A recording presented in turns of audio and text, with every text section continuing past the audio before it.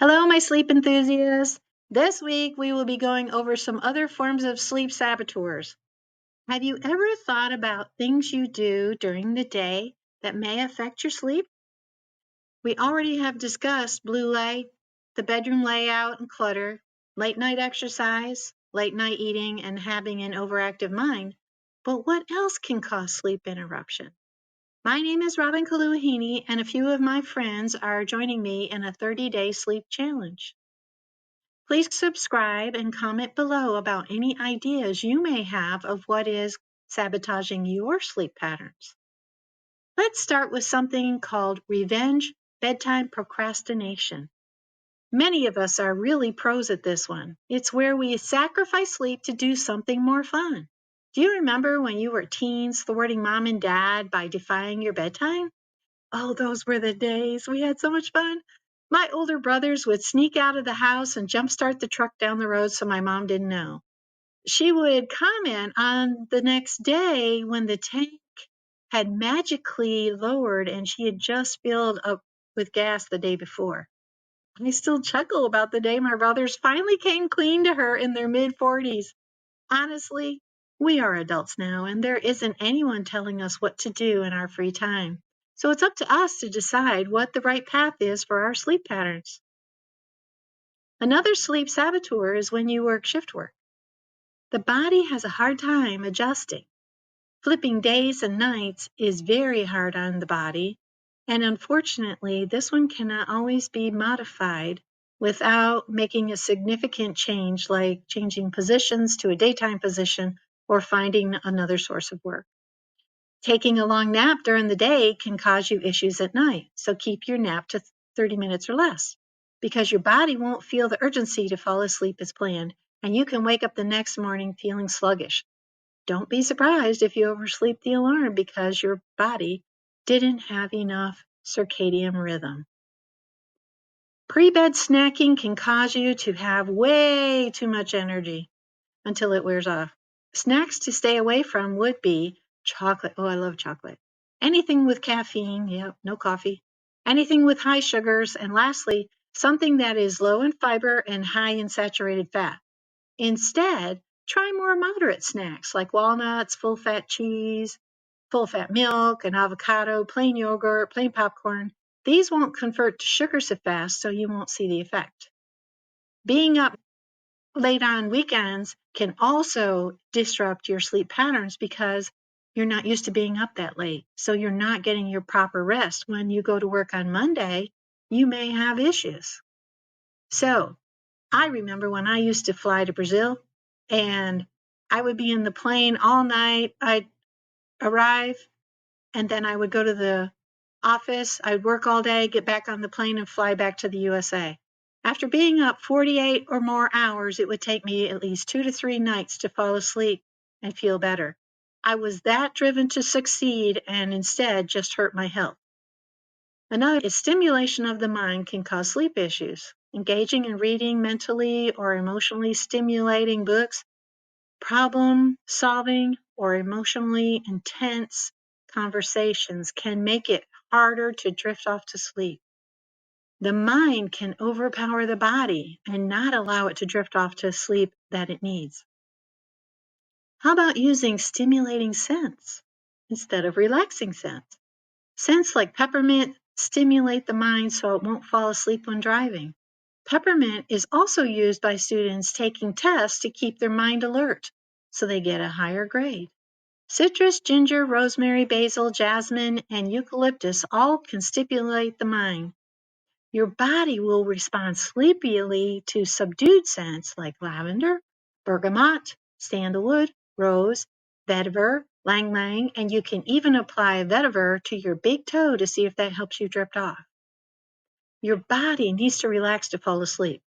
Unfortunately, medicines and smoking can also interfere with your ability to fall asleep. Did you know taking a hot shower or bath can actually make you more awake than you think? Your body's temperature will rise and it will take time for it to fall back to normal. Take hot showers or baths at least 90 minutes before you want to turn in for bed. My husband is always telling me he cannot take a hot shower too close to bedtime, and now I know why. Hydration is a key ingredient for falling asleep successfully. There is a new product that was just released that is great for hydration, and it isn't like energy drinks. The product also contains magnesium and other essential nutrients, which we discussed previously, that help with sleep. A healthy body is about 2/3 water, and water lubricates the joints and eyes, aids in digestion, facilitates optimal metabolic health and function. It flushes out waste and toxins and keeps the skin healthy. Dehydration upsets the body's salt and sugar balance negatively, impacting everything from energy levels to concentration. If you want to know more, please subscribe and comment below. You may even want to tell your friends. It is not just for athletes. So now that we have gone over many sleep saboteurs, let's hear from a couple of my friends on how they approach sleep for themselves or their families. And I asked Lily Meadows and Kim Clement to join us and talk to us about what techniques or obstacles they have in getting ready for bed so they can fall asleep. I hope you enjoy it.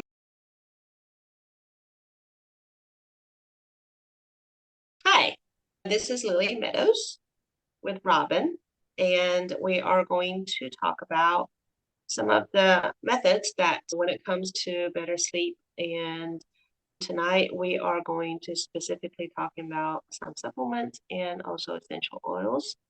I have two teenager daughters, and I have been using oils for the last 8, 9 years, and it has helped my family tremendously. I have an engineering job, and also at the same time, it gets really exhausting and stressful at days sometimes. With two teenager daughter, you can just imagine. So when it comes to essential oils, and I truly believe that using it different ways to can enhance your sleep for sure. My kids grew up with them, and the teenager girls, of course, like to stay on a computer and phones, and having a routine time that is really important, I found.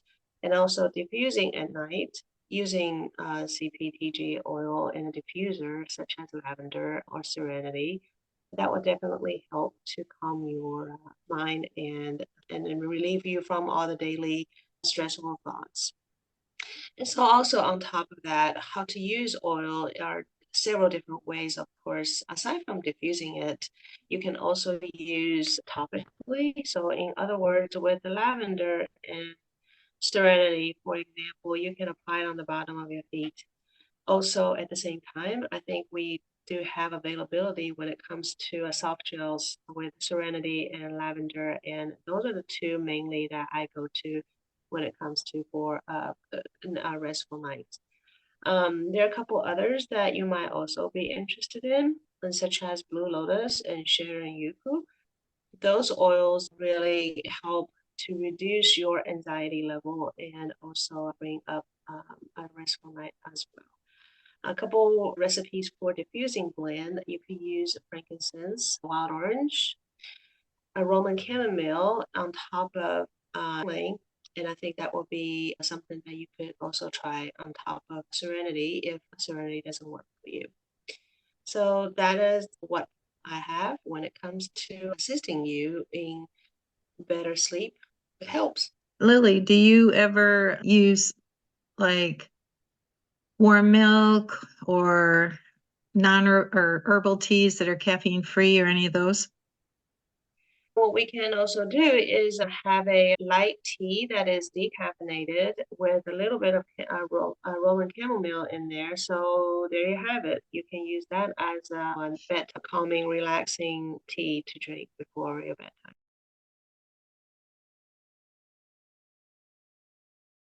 Do you find it hard to get your teenagers to honor the cutoff time for TV and scrolling on their phone so they can get a good night's sleep? Their phone cuts off at 9:30, and the older one gets a little bit later. But actually, yeah, we set the cutoff time so they can't even access after that. That is one thing to help them to stay off the phone. Is really, if you think about it, a lot of the times is lack of sleep that causes some of the ADHD symptoms, and it's not because of they actually have ADHD. It's because of lack of sleep. So sleep is really important, especially when they're younger. Awesome. Thank you for your time, and I hope you have a good night. Thank you. You too. Bye. Oh, that was Lily Meadows, and I met her 11 years ago. And now we have Kim Clement, and I hope you enjoy her too. Hi, my name is Kim Clement, and I'm going to talk about sleep and what my doctor recommends I do. He suggested some lifestyle changes, and that's not always easy.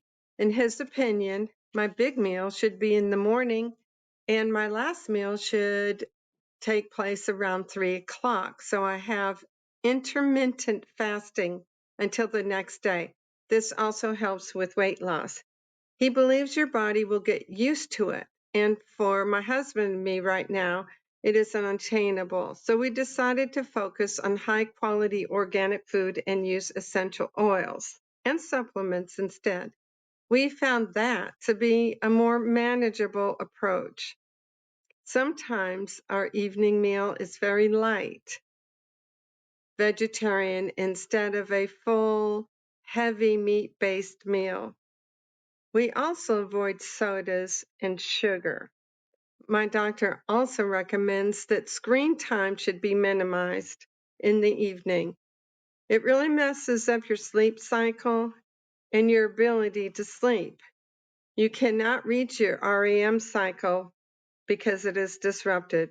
My husband and I are currently reducing our screen time, computers, and Instagram. We are slowly replacing that time with stretching, yoga, qigong, and reading.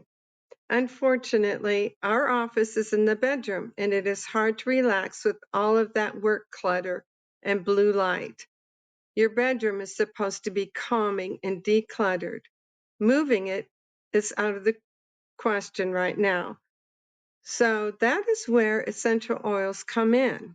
I only use the highest quality of CPTG oils. I know these oils are 100% safe to use. They are not cheap knockoff that could contain harmful fillers. I use lavender essential oil on my forehead and cheekbones as a calming technique. I also use adaptive oil on the back of my neck to help me relax. You know, when you get to bed and pull up the covers, your legs decide that they want to dance. You know what I mean. And there you are. There is no way you can go to sleep when you are doing a dance. So I rub adaptive oil when that happens, and I'm in my bed at that time. Don't forget to cut out the late night snacks. Eat a well-balanced meal, and you won't want to eat the snacks. This is Kim Clement signing off. Sweet dreams. Falling asleep can be achievable for all of us if we can set up a schedule. Lily has given her teenagers a hard cutoff to scrolling screen so they can do their best in school and sports. Kim is implementing changes slowly to allow her and her husband ample sleep time. I have made several changes for my husband and myself too. Here's the recap. Number 1, minimal eating after 6:30 p.m.